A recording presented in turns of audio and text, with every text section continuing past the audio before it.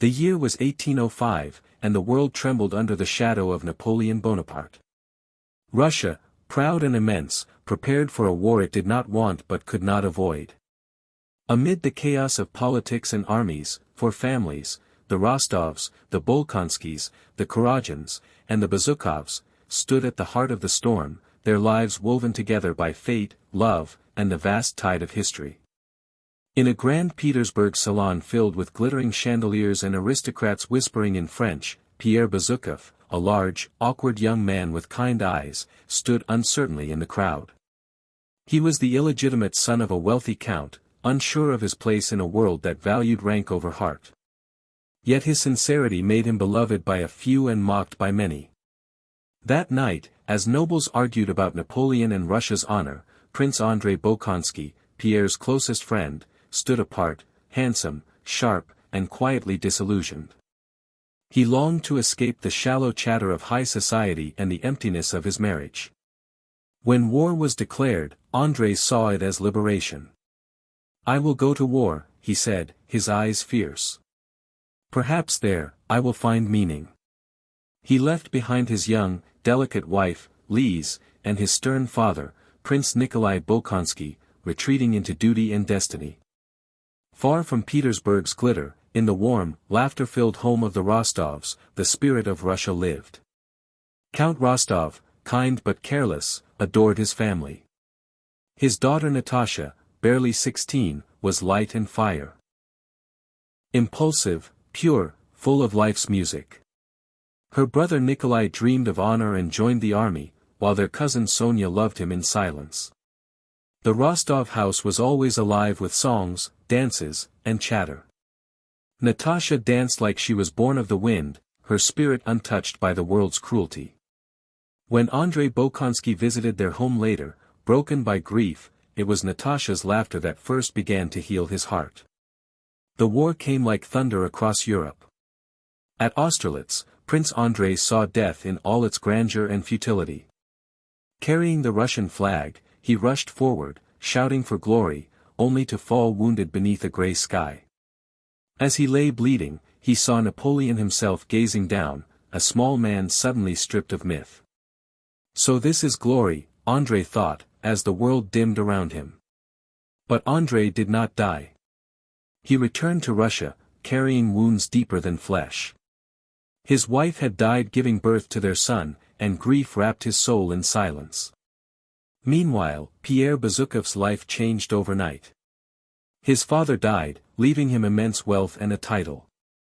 Overnight, the awkward young man became Count Bezukhov, one of the richest men in Russia. Yet money brought no peace. He married the beautiful but heartless Helene Kuragin, whose vanity and infidelity left him tortured by jealousy and shame. Desperate for meaning, Pierre turned towards secret societies, Freemasons, and faith. He began to question life itself: what is right, what is wrong, and what does it mean to be truly good? Years passed, and the war retreated, only to return again, fiercer than before. In this fragile peace, Natasha Rostova blossomed into womanhood. Her beauty drew admirers from every corner of Moscow. When Prince Andrei met her again, he saw not the laughing girl but a woman radiant with warmth and sincerity. Their love grew quietly, like dawn over a cold land. He proposed, and she accepted, glowing with dreams of a shared life. Yet Andrei's father, proud and unyielding, demanded a year's wait before marriage. During that year, temptation came. The charming Anatole Kuragin, Helene's reckless brother, sought to seduce Natasha. He promised love, escape, and adventure. In her innocence, Natasha believed him. She planned to flee, but the scheme was uncovered. Anatole escaped, Natasha was disgraced. The betrayal shattered her spirit. Prince Andrei, returning to find her fallen, broke off their engagement. Natasha fell ill, her music gone. Only Pierre, who had always felt a quiet admiration for her, stood by her. He saw her not as a broken girl but as a soul struggling toward light. "You have suffered," he told her gently. "But suffering purifies." In 1812, Napoleon's army invaded Russia. Towns burned, soldiers died, and the Russian people rose in defiance. Moscow, the heart of the nation, stood trembling before the flames. Pierre, restless and idealistic, wandered the city as French troops entered. He planned to assassinate Napoleon, believing it would bring justice, but he was caught, accused of being a spy, and taken prisoner. He saw death up close, executions, hunger, cruelty, but he also saw human kindness in unexpected places. In captivity, he met a simple peasant named Platon Karateev, whose quiet faith and acceptance taught him more about peace than all the philosophers he had read. Meanwhile, the French army began its doomed retreat, starving and frozen in the Russian winter. Pierre was freed, thin and changed forever, not in wealth or power, but in soul. Natasha, now strong and selfless, nursed wounded soldiers and helped her family flee burning Moscow. When she learned that Andrei, gravely injured, lay among the dying, she rushed to him.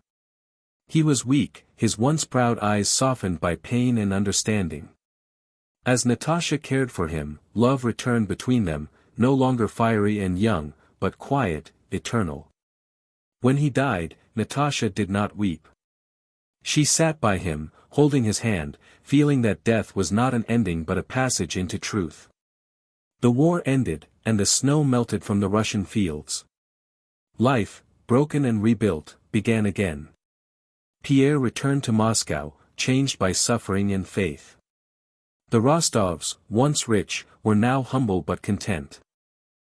Natasha, once a wild girl, had become a woman of depth and warmth. When Pierre and Natasha met again, there was no glamour, no grand passion, only a deep calm. They spoke of life, of loss, of love, and something wordless passed between them, the quiet understanding that they belonged together. They married, and their home filled with laughter once more. Pierre found meaning not in politics or secret orders, but in kindness, family, and simple faith. Natasha, devoted and tender, became his anchor and his joy. Prince Nikolai Rostov married Sonia, his faithful love, and took charge of the family's estate. The old world of nobles and titles faded, giving way to a new Russia born from sacrifice and courage. And in that peace after storm, each soul found its own victory, not through war or glory, but through love, forgiveness, and the endurance of the human heart. At last, Pierre sat by the window of his Moscow home, watching snow fall on the quiet streets. The war was over, but its echo remained, a reminder that history may roar, yet peace lives in hearts that refuse to hate. He thought of Andrei, of Natasha's laughter, of Platon's wisdom, and realized that the greatest battle is within oneself. To forgive, to understand, to love, that is where true peace is found. And as the fire burned softly in the hearth, Pierre smiled, knowing that after all the storms, life, beautiful, fragile, and eternal, went on.